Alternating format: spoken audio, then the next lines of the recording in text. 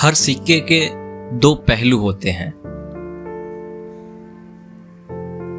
एक बांध बनने से सैकड़ों लोगों को रोशनी मिलेगी, बिजली मिलेगी, वहीं उसी बांध के बनने से एक गांव डूब गया, कई परिवार बिखर गए।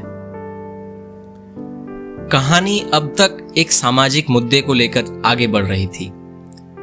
अब कहानी में प्रेम भी आएगा, लेकिन प्रेम कुछ अलग तरीके का, एक पवित्र रूप प्रेम का झलकेगा। हम लोग आजकल प्रेम को एक गलत तरीके से समझते आए हैं।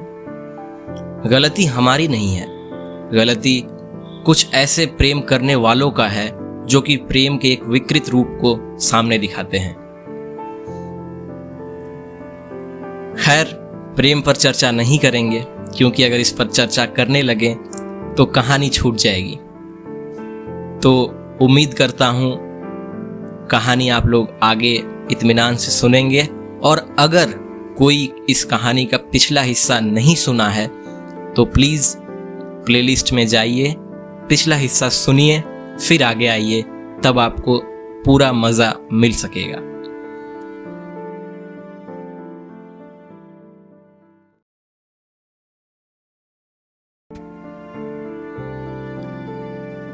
किशन झरिया में एक किराए के कमरे में रहने लगा और खदान में काम करने के साथ साथ घर बनाने के काम में भी लग गया। राधा गांव में रोहित के साथ रही। हर गुजरते दिन के साथ उसे ऐसा लगने लगा कि अपना ही घर पराया हो रहा हो। धीरे धीरे सारा गांव बिखर रहा था, मगर किशन के रहते राधा को बिखरने का कोई डर नहीं था। 5 महीने बाद घर के दहलीज से निकलते वक्त राधा को ऐसा लगा कि जैसे एक पूरी दुनिया अपने पीछे छोड़कर जा रही हो। बाहर से राधा दरवाजे पर ताला लगा रही थी। इतने में किशन बोला, अब ताला लगाने का क्या ही मतलब। राधा कुछ नहीं बोली। ताला लगाकर चाबी अपने पल्लू में बांधकर रोहित को गोद में लिए चल पड़ी। हर बढ़ते कदम के साथ गांव के बैठकों की जिंदादिली, घाट पर औरतों की चुगली और यादों और यादगारों का एक पूरा दुनिया पीछे छूटता रहा। झरिया के फैले हुए खदानों के आसपास मजदूरों की बस्तियां थीं। इन्हीं में से एक बस्ती में किशन का नया घर था। झरिया में रहते हुए किशन को अपना सबसे अजीज दोस्त मिला, पवन। बिहार के बांका जिले के किसी गांव से आया था। अपने बीमार पिता के इलाज के लिए महाजन के पास बहुत उधार हो रखा था, इसीलिए काम के सिलसिले झरिया आया। राधा झरिया के माहौल में ठीक से घुली नहीं थी। रसूलडी तो शाम के बाद शांत हो जाता, मगर झरिया कभी शांत नहीं होती। हमेशा बड़े बड़े ट्रकों का शोर, डायनामाइट के धमाके और कभी कभी सायरन की खौफनाक गूंज लगी रहती थी। न तो वहां ताजी हवा बहती, ना ही ताजी सुबह होती। सुबह 10 से 4 तक किशन की ड्यूटी रहती थी। काम के बाद किशन और पवन किशन के ही घर पर गप्पे लड़ाया करते। किशन के जिद करने पर पवन उसी के घर में रात का खाना भी खा लिया करता।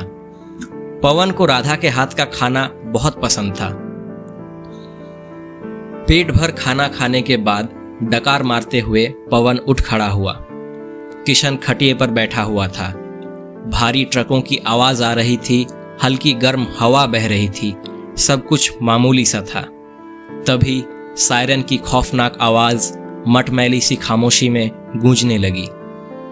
पवन और किशन तुरंत साइकिल लिए खदान की तरफ भागे। राधा उन्हें ताकती रही। सबको मालूम था कि हुआ क्या है। राधा किशन का इंतजार करती रही। 2 घंटे बाद किशन वापस आया।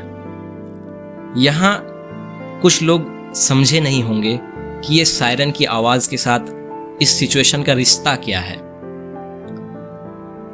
जब खदानों में कोई दुर्घटना घटती है तो सायरन बजा करके चारों तरफ ऐलान कर दिया जाता है कि काम को रोक दिया जाए क्योंकि कहीं कोई दुर्घटना घटी है। तो अब कहानी आगे। 2 लोग थे, किशन धीमी आवाज में बताया। आप संभल कर काम करना, राधा घबरा कर बोली। मुझे क्या होगा, मैं बहुत संभल कर काम करता हूं। दिन भर के काम निपटाने के बाद राधा बर्तन मांज रही थी, तभी दोपहर की आलसी अदा में खलल डालते हुए खदान की सायरन बजने लगी। फिर किसी की जान खदान में दफन हो गई होगी।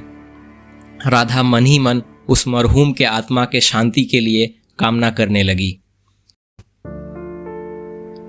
किशन के लिए बाल्टी में पानी भरकर राधा इंतजार कर रही थी। तय वक्त पर किशन के ना आने पर चिंता राधा को ग्रसित करने लगी। तभी दरवाजे पर किसी ने दस्तक लगाई। दरवाजा खुलने पर बेहद मैले कपड़ों में पवन सामने था। कपड़े तो बदल लेते, वो कहाँ है? राधा सहजता से पूछी। पवन सर झुकाए खामोश खड़ा रहा। राधा की घबराहट बढ़ने लगी। कब आएंगे? राधा सहम कर पूछी। पवन और राधा एक दूसरे के आंखों में देखे और फिर पवन धीरे से अपना सर दाएं बाएं हिलाते हुए कहा, नहीं आ सकता।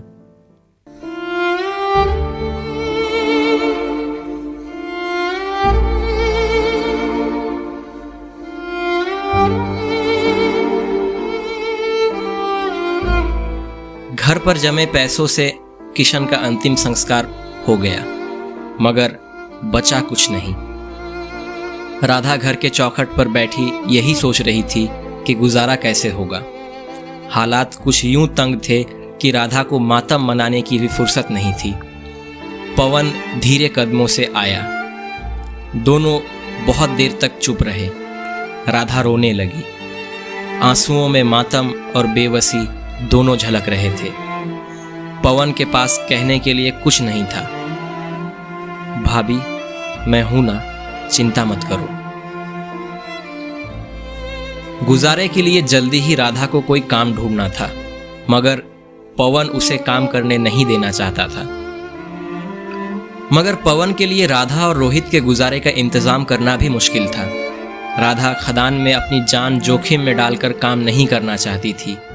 एक ही काम बचा था, घरों में काम करना। कुछ ही दिनों में राधा खदान के ठेकेदार के घर काम करने लगी। 2 महीनों में हालात कुछ सुधरने लगे। हर शाम पवन आकर राधा से बातें किया करता था और उसी से राधा की दिन भर की थकान दूर हो जाती। राधा को पवन की बातें तो बहुत पसंद थी।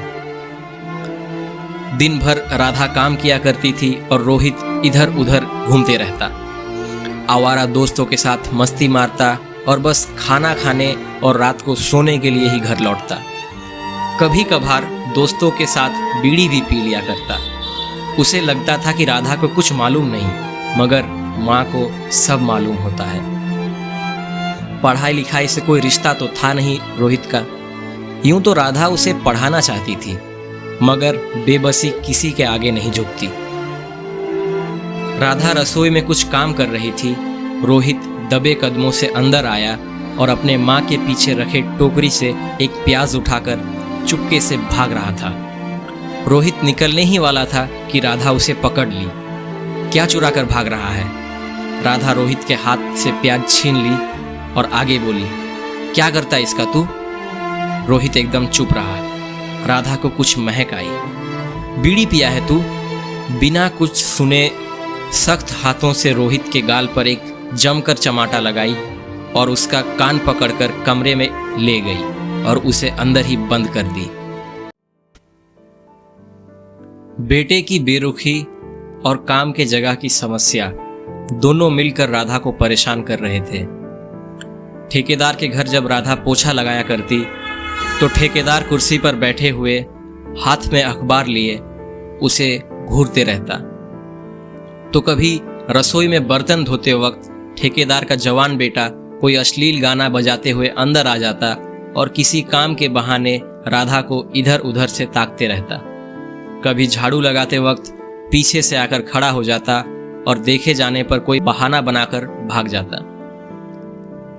मगर दूसरे किसी घर में इतना पगार तो नहीं मिल पाता और ठेकेदार के घर के पगार से ही बहुत मुश्किल से गुजारा होता था। इतने में पवन आया। राधा खिसक कर जगह बनाई। पवन देखकर ही समझ गया कि राधा परेशान है। पवन वजह पूछा। परेशान तो हूं, क्या करूं? पहले दिक्कत तो बताओ, तब तो कुछ सोचेंगे। पवन मुस्कुराते हुए बोला। राधा भी हंस पड़ी। पहले तो राधा को पवन की बातें पसंद थी, मगर अब शायद बात करने वाला भी पसंद आने लगा था। राधा सारी बात बताई। कुछ देर सोचने के बाद पवन सुझाव दिया, रोहित को काम पर क्यों नहीं लगा देते? 2 पैसे कमाएगा, आप दूसरे घरों में काम भी कर सकोगी और काम करेगा तो बदमाशी नहीं करेगा। मगर मैं उसे खदान में काम करने नहीं दूंगी। मैं भी नहीं चाहता वो खदान में काम करे। ट्रेन से कचड़े चुनने का काम सही रहेगा। राधा आंखें फैलाते हुए बोली, रोहित तुम्हारा भी तो बेटा है, तुम सोचो कुछ क्या किया जा सकता है। राधा पवन को खाना खाकर जाने के लिए बोली और अंदर जाकर अपने हिस्से का खाना पवन के लिए परोस दी। रात को रोहित खाना खा रहा था। राधा उसे काम के लिए मनाने लगी। रोहित काम करने से इनकार करता रहा। बहुत कोशिश करने के बाद किसी तरह राधा उसे मना सकी। तभी रोहित पूछा, माँ तू खाना नहीं खाएगी?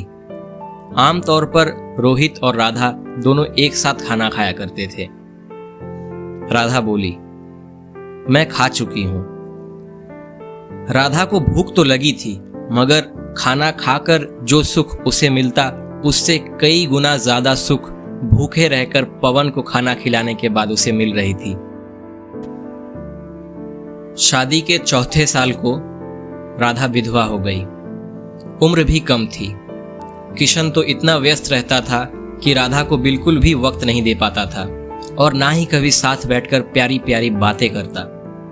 राधा को कभी प्यार का एहसास हुआ ही नहीं था, मगर पवन से मिलने के बाद वो अनोखा सा एहसास उसे होने लगा। अगले दिन पवन रोहित को जमादार के पास ले गया। वो उसे अच्छे से काम समझा दिया। धनबाद के स्टेशन पर रुकने वाली रेलगाड़ियों से कचड़ा चुनकर उसके पास लाकर बेचना था। पवन उसको धनबाद आने जाने का रास्ता समझा दिया।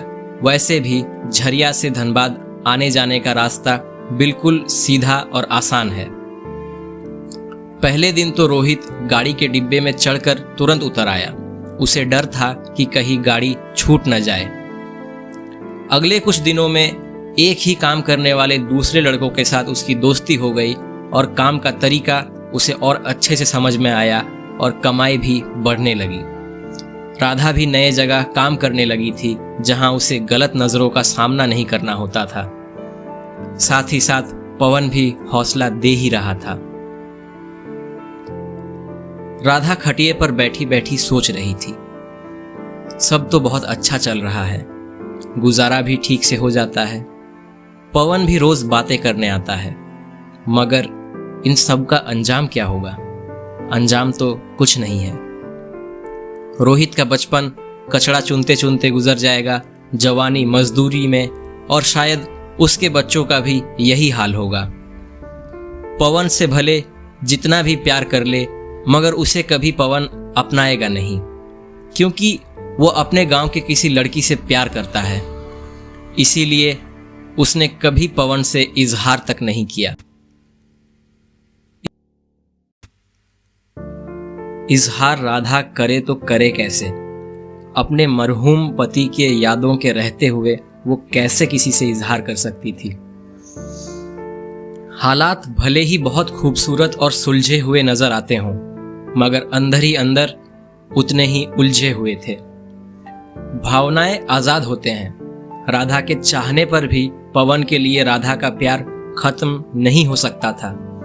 जब राधा को यह एहसास होता कि पवन उसके नसीब में नहीं है, तो उसकी रूह तक कांप जाती थी।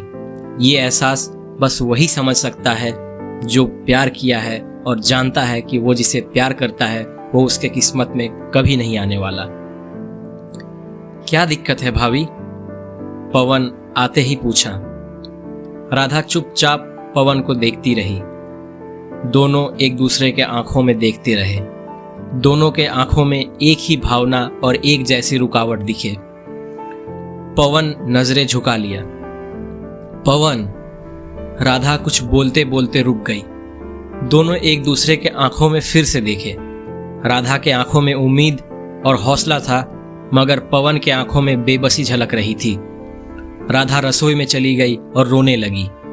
पवन कुछ देर तक बाहर बैठा रहा। तभी रोहित वापस आया। रोहित की आहट सुनकर राधा अपने आंख पोंछ ली। क्या हुआ माँ? कुछ नहीं, बस आंख में थोड़ा धुआं लग गया। अपना कमाई का पैसा माँ को सौंपकर रोहित खाने के लिए बैठ गया। अगले कुछ दिनों तक पवन राधा से मिला नहीं। उसे घुटन हो रही थी। भला वो कैसे प्यार करने के बावजूद बेबस हो सकता था? वह कुछ करना तो चाहता था, मगर उसमें इतनी हिम्मत नहीं थी। राधा तो खुद को पवन का मान चुकी थी। आखिर तक ना सही, जितनी दूर तक साथ चल सकते थे वो साथ चलने को तैयार थी। कुछ दिनों बाद जब राधा से मिलने पवन आया तो वो अपने आंखों में वही बात सजा कर लाया जो राधा के मन में थी। जब तक हो सकता है साथ रहेंगे, प्यार से रहेंगे। राधा खुश थी मगर संतुष्ट नहीं। राधा को अपने प्यार की आज़ादी चाहिए थी। खुलकर प्यार करना चाहती थी वो। कोई बंदिश उसे मंजूर नहीं थी। अगले कुछ महीनों तक सब जैसे चल रहा था वैसा ही चलते रहा। बस प्यार थोड़ा ज़्यादा बढ़ गया। सपने ज़्यादा आने लगे। आंखों आंखों में बातचीत ज़्यादा होने लगी। बंदिश के परे नहीं, मगर प्यार तो था। रोहित लौटने वाला था, मगर ज़्यादा सामान इकट्ठा नहीं हुआ। तभी एक ट्रेन प्लेटफॉर्म पर रुकी। रोहित झट से एक एसी डिब्बे में चढ़ गया। दूसरा कोई लड़का इस डिब्बे में चढ़ा नहीं था। रोहित मन लगाकर कचड़ी इकट्ठा करने लगा। इतने में गाड़ी धीरे से चल पड़ी। एसी डिब्बा था तो गाड़ी चलने की गड़गड़ाहट रोहित को महसूस नहीं हुई। गाड़ी प्लेटफॉर्म छोड़ी और रफ्तार पकड़ने लगी। राधा रोज की तरह खटिए पर बैठी थी। पवन अपने गांव गया हुआ था। उसके गैर हाजिरी में राधा दिन भर पवन के ख्यालों में डूबी रहती थी। बहुत देर होने पर जब रोहित नहीं लौटा तो राधा परेशान होकर जमादार के घर रोहित के बारे में पूछने को गई, मगर जमादार ने कहा कि उस शाम रोहित आया ही नहीं था। राधा पड़ोस के लोगों से पूछने लगी, रोहित के जितने भी दोस्त थे उनसे पूछने लगी, मगर कहीं कोई खबर नहीं मिला। राधा को कुछ समझ नहीं आ रही थी। राधा खुद को तरह तरह की तसल्ली देना चाहती थी, मगर कोई तसल्ली उसे शांत न कर सकी। राधा मोहल्ले के हर दरवाजे पर पूछी, मगर हर जगह उसे निराशा ही मिला। हर गुजरता लम्हा राधा के कलेजे को चीरते हुए निकल रही थी। काश इस वक्त पवन होता। राधा को अफसोस हुआ, मगर वो वक्त अफसोस करने का नहीं था। राधा भागकर अपने घर गई और तुरंत धनबाद के लिए निकल गई। आधी रात को राधा धनबाद स्टेशन पहुंची। कुछ कूड़े चुनने वाले लड़के इधर उधर सो रहे थे। राधा उनसे और दुकानदारों से पूछने लगी, मगर कुछ पता नहीं चला। तभी एक भिखारी से पता चला कि उसने एक लड़के को हफ्ते में एक बार आने वाली एक्सप्रेस गाड़ी में चढ़ते तो देखा था, मगर उतरते नहीं देखा। इत्तेफाकन भिखारी का बयां किया हुआ चेहरा रोहित के चेहरे से बिल्कुल मिलता था। यह सुनते ही राधा सर पकड़कर बैठ गई। आंसू भी ना निकले, बस जुबान से एक ही बात बार बार बुदबुदाते रही, इतने बड़े दुनिया में मैं कहां ढूंढूं। पवन का काम खत्म होने को था, मगर उसके घर वाले उसके शादी पर जोर दे रहे थे।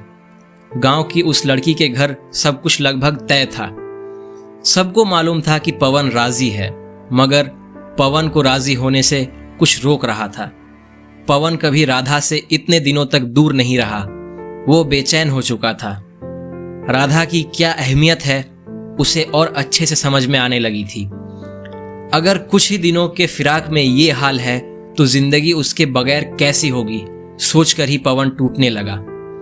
बहुत कसौटी के बाद पवन सारे बंदिशों को तोड़कर शादी के लिए मना कर दिया और अपने मर्जी की लड़की के साथ शादी की बात कह दिया। घर वाले तो हैरान थे, मगर उस लड़की पर क्या गुजरी होगी ये बयान नहीं किया जा सकता है। पवन को जो अपनापन झरिया में महसूस होता था, वो अपनापन उसके घर में कहाँ। वह बिना देर किए झरिया लौट आया। बेचैन था पवन, राधा को बताने के लिए बेचैन था कि वो सारे रुकावटें तोड़कर आया है। दोपहर का वक्त पवन सबसे पहले बेचैन कदमों से राधा के घर गया, मगर वहां ताला लगा था। उसे लगा कि राधा काम पर गई होगी। शाम को भी ताला लगा देख पवन को अजीब लगा। वो पड़ोसियों से पूछा तो पता चला राधा अपने बेटे को ढूंढ रही थी और उसके बाद किसी को कुछ नहीं पता। पिछले 5 दिनों से राधा को किसी ने नहीं देखा था। पवन बेबस हो गया। वो करे तो करे क्या, राधा को ढूंढे तो ढूंढे कहाँ।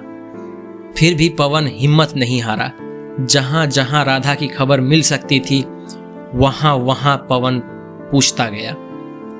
पवन को यकीन था राधा लौट आएगी, मगर धीरे धीरे यह यकीन उम्मीद में बदलने लगा। रोज शाम को पवन उम्मीद लिए राधा के घर जाता, मगर निराशा ही मिलती। 3 महीने हो चुके थे, मगर राधा का कोई नामो निशान न मिला।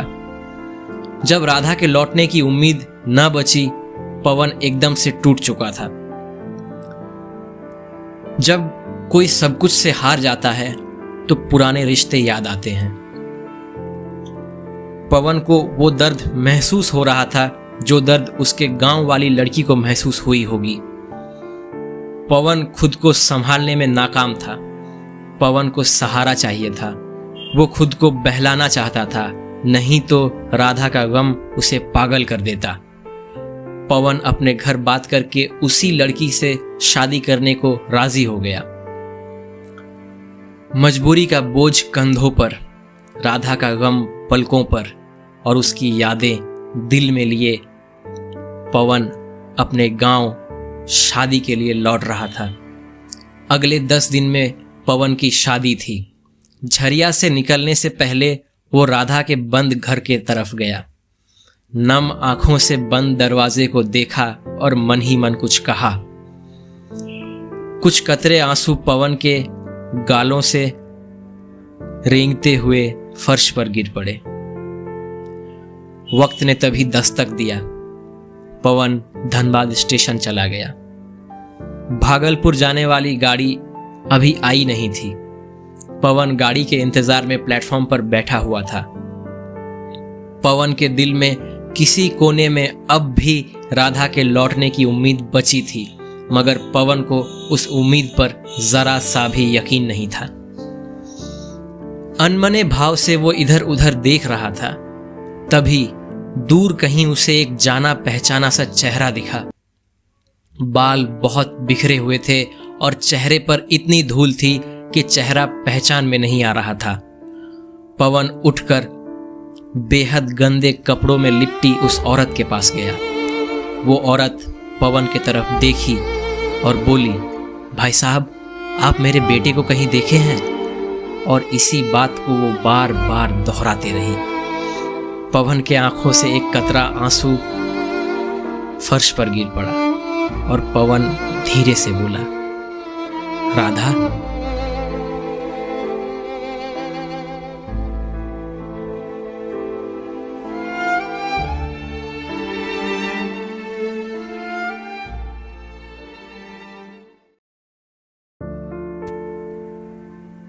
उम्मीद करता हूँ कहानी अच्छी लगी होगी।